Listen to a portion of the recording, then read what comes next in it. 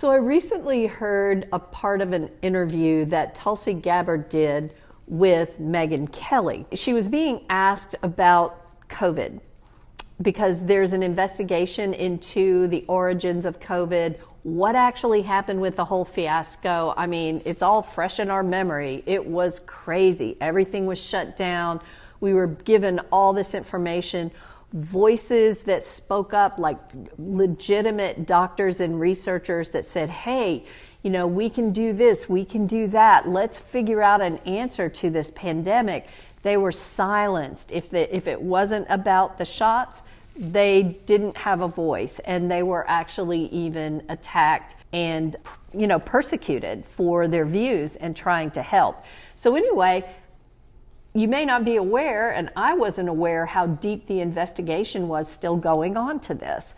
So Gabbard has come out and said, as much as she can, that definitely they are finding connections for the lab leak, that definitely the labs were being funded by the U.S.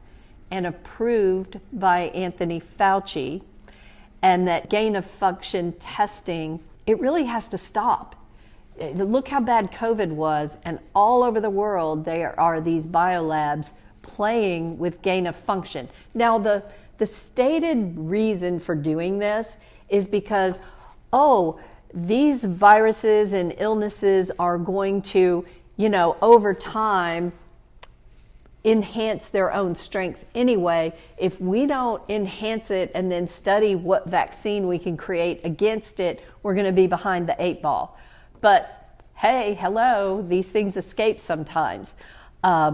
Unfortunately, Lyme disease, which is an epidemic now, was also created in a biolab, and this escaped. That's why it's called Lyme disease. This biolab was right off the coast of Lyme, Connecticut, and the people in that area started showing up with this illness.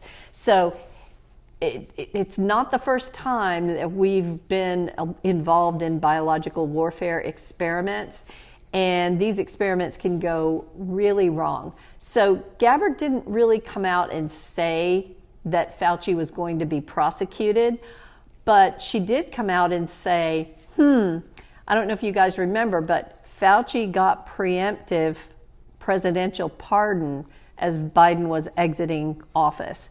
Now, I have heard that because there's evidence that this was an auto pen signing all these pardons, and that, you know, Biden might not have been fully aware of what he was doing, that they may not stand up in court. I sure hope so, because whoever's responsible for this, look at all the harm that was done. People died. Infants and toddlers did not see faces for a long time because everybody was masked up except for their parents at home. And so that's part of their developmental, you know, those important stimulants that help them develop properly. People lost their jobs. Families were split up because some people wanted the shot, some people didn't want the shot. It was just insane, as I'm sure you remember. But you know, it's human nature, once something really bad happens, to want to put it behind us. You know, we don't want to think about that. We don't want to relive all the bad stuff.